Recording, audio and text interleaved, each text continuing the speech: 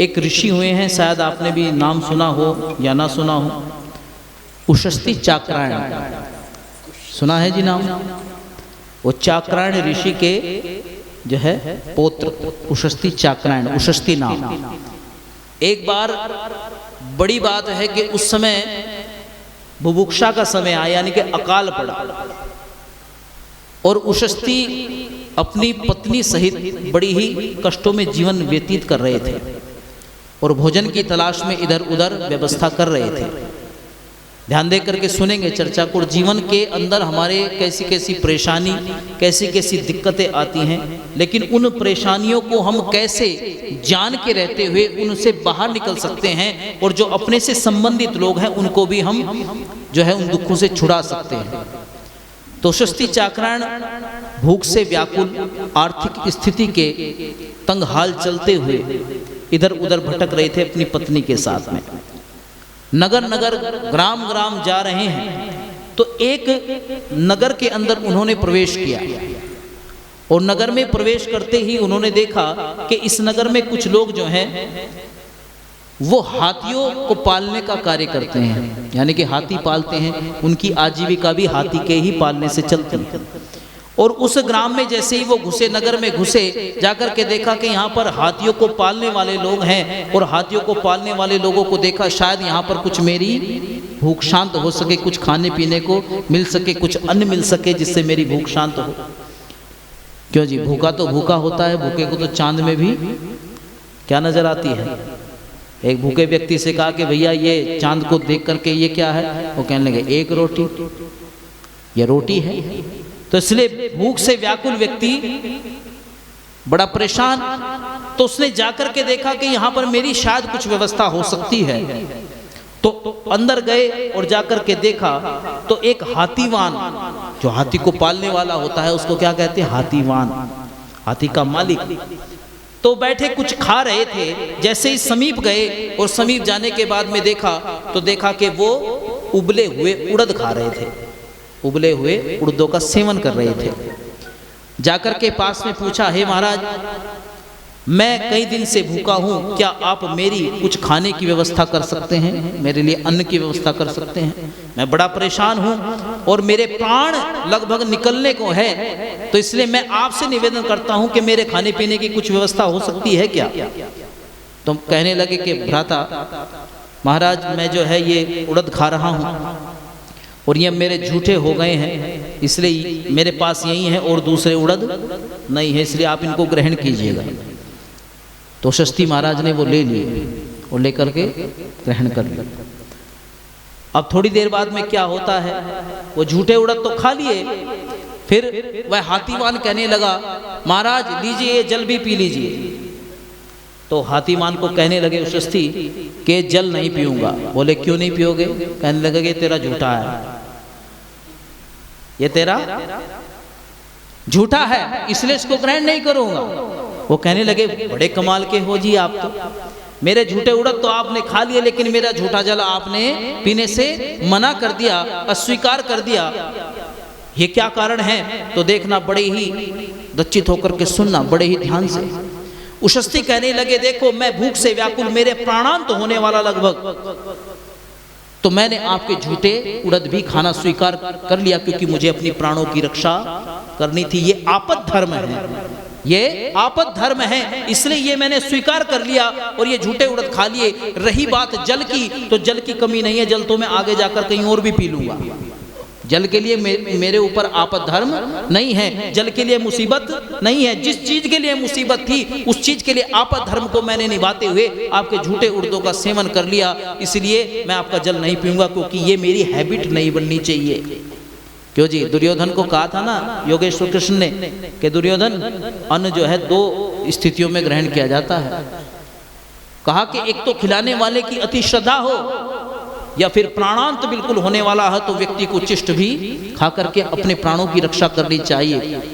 बात को छोटी करता हूं, तो खा करके आगे कुछ उड़द बचे हुए लेकर के पास में पहुंचे पत्नी की व्यवस्था कहीं और से हो चुकी थी। तो प्रातः काल उठ करके पत्नी से कहने लगे, पत्नी जो बचे हुए उड़द थे वो मुझको दीजिए और मैं जाकर के पास के नगर में एक बहुत बड़ा यज्ञ हो रहा है, उस यज्ञ में जाकर के सम्मिलित होना चाहता हूँ, जिससे मैं वहां पर जाकर के ऋत्विज बन जाऊंगा और ऋत्विज बनने के बाद में कुछ दक्षिणा मुझको प्राप्त होगी और वह दक्षिणा प्राप्त करके हमारी थोड़ी गरीबी भी दूर होगी और भूख से निवृत्ति भी होगी, मेरी भी और तुम्हारी भी।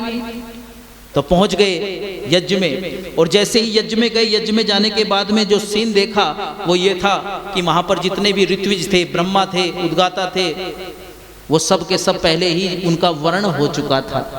पहले ही सब राजा ने उन सबको वर्ण कर लिया था, उन सबको यज्ञ करने के लिए तैयार कर लिया था और यज्ञ की सारी व्यवस्था हो चुकी थी। और जितनी भी व्यवस्था थी उनको देख करके उषस्थि के मन में दुख उत्पन्न हुआ कि मैंने सोचा था कि यहाँ पर कुछ मेरी व्यवस्था हो जाएगी, ये तो यहाँ भी मामला थोड़ा उल्टा पड़ गया, ये ठीक नहीं है। तो कोई बात नहीं, यज्ञ में तो आ गया हूँ, इसलिए जाकर के यज्ञशाला के मानो कोने में बैठ गए।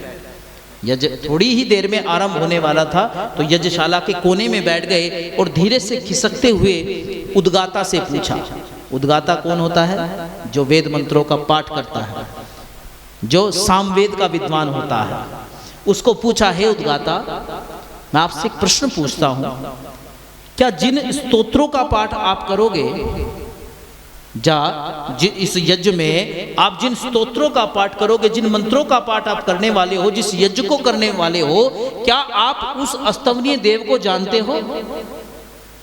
क्या आप उस पूज्य देव को जानते हो जिसके लिए ये पाठ तुम करोगे? अब सीधी सी बात है उद्गाता, अब आप कहोगे तो सीधी सी बात है, लेकिन जब इस बात की गंभीरता को आप समझेंगे, क्योंकि उपनिषद कहता है कि अगर आप ये मानते हैं कि आप जानते हैं उसे, अगर आप ये मानते हैं कि हम जानते हैं उसे, तो आप कुछ नहीं जानते। अगर आप ये जानते हैं कि उसे मैं जानता हूं तो समझो आप कुछ नहीं जानते। अगर आप ये जानते हैं कि हाँ मैं उसे जान सकता हूं, तो आप कुछ जानने का प्रयास में आगे बढ़ सकते हैं। और जो ये जानते हैं कि उसे जाना ही नहीं जान सकता, वो उसको जान करके अपने मोक्ष को प्राप्त कर सकते हैं। इस पर कभी फिर चर्चा करेंगे। निवेदन कर रहा हूं तो कहा कि आप क्या उस देव को जानते हैं? तो कहने लगा, नहीं महाराज, मैं तो उस देव को नहीं जानता, मैं तो केवल वाणी से, क्योंकि आप जब यज्ञ आदि करते हैं, कोई भी कर्म करते हैं, तो क्या आपको उनका पूरा अर्थ पता है? यज्ञ तो हम रोज कर लिया है, हमने संध्या के मंत्रों का पाठ भी करते हैं, लेकिन क्या पूर्ण रूप से अर्थ जानते हैं? क्या उस देव को हम जान पाए? तो उत्तर हमारा भी नाम ही है। तो उषस्थि महाराज ने कहा कि हे उद्गाता, अगर तुम बिना जाने उस देव को ये गान करते हो तो मूर्धा ते विप्तिष्यति, तुम्हारा मस्तक गिर जाएगा। तुम्हारा, अब आप कहोगे महाराज मस्तक कैसे गिर जाएगा? आप कोई कार्य कर रहे हो और उस कार्य के बारे में आपको नॉलेज नहीं है, जानकारी नहीं है, तो सीधी सी बात है, बेइज्जती में सर झुकाना पड़ेगा कि उठाना पड़ेगा? आपको किसी ने पूछ लिया, ये जो महाराज आप कर रहे हो, क्या ये सरगम के बारे में आप जानते भी हो? और मैं मना कर दूं मैं नहीं जानता, तो अब ये बताओ मेरा सर ऊपर उठेगा क्या नीचे? तो मूर्धाते विप्तिष्यति, यानी कि तुम्हारा मस्तक गिर जाएगा, तुम्हारा सर गिर जाएगा, इसलिए तुम उस देव को नहीं जानते। और आगे कहने लगे उषस्थि, बिना उस देव के जाने। हम भी रोज गान करते हैं। सुबह बात हो रही थी कि हम ईश्वर स्तुति प्रार्थना उपासना के मंत्रों का पाठ भी करते रहते हैं, गान भी करते रहते हैं, ध्यान हमारा इधर उधर सर्वत्र रहता है, जगत के काम भी देखते हैं। तो आइए मेरे साथ मिलकर के गुनगुनाइए मीठी मीठी ताली भी। बिना उस देव के जाने सफल ना ये गान होता है, बिना उस देव के जाने सफल ना गान होता है, कि हो जाता पतन उनका, कि हो जाता पतन उनका, जिन्हें ना ध्यान होता है, बिना उस देव के जाने सफल ना ये गान होता है, कि हो जाता पतन उनका, कि हो जाता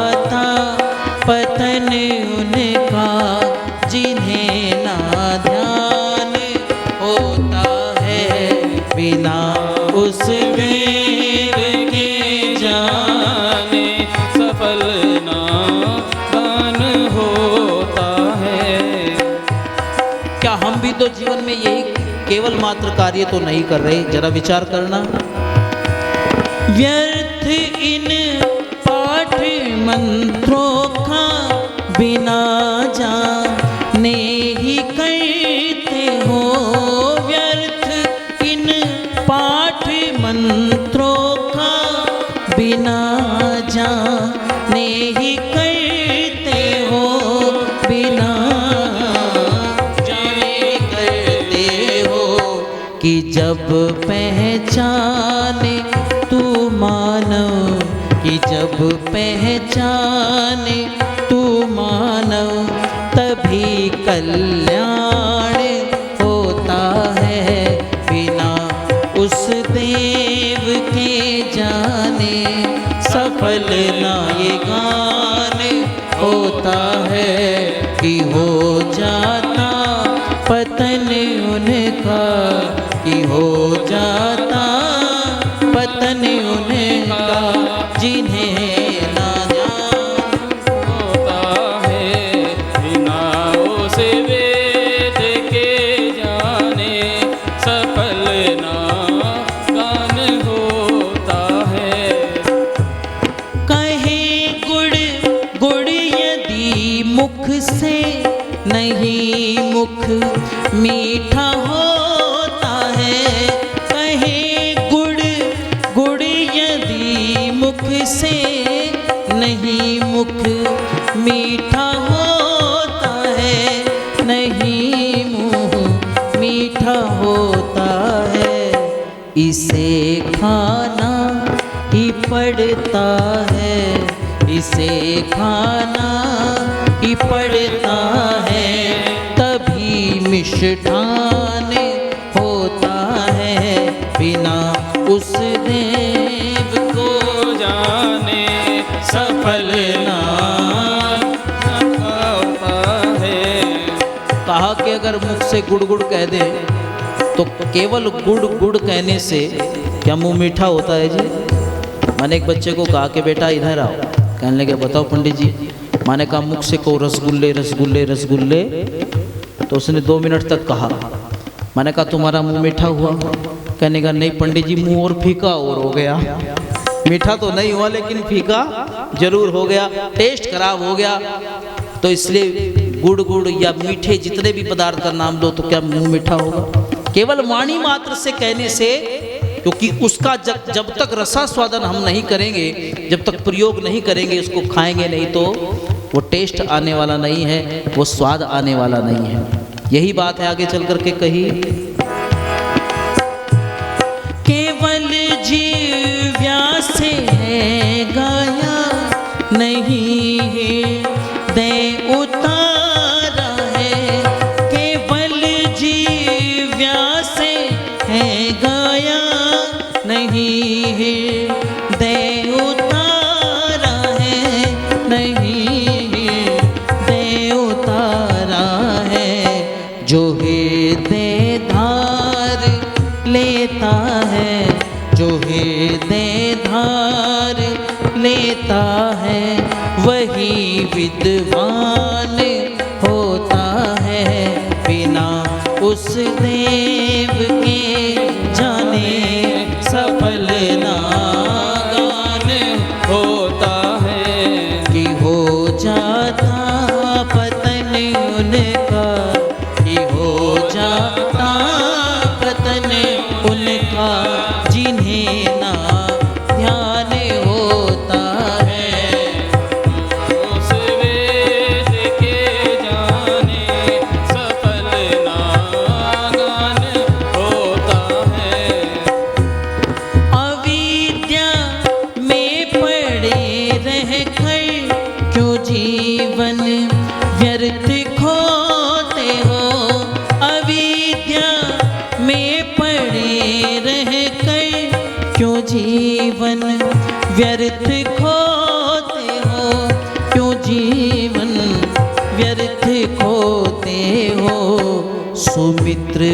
विद्या ही मुक्ति का, सुमित्र विद्या ही मुक्ति का सदा सोपान होता है। बिना उस देव के जाने सफल ना गाने होता है कि हो जाता पतन उनका जिन्हें ना जान होता है। बिना उस देव के जाने सफल ना जान होता है, सफल ना गान होता है, सफल ना गान होता है।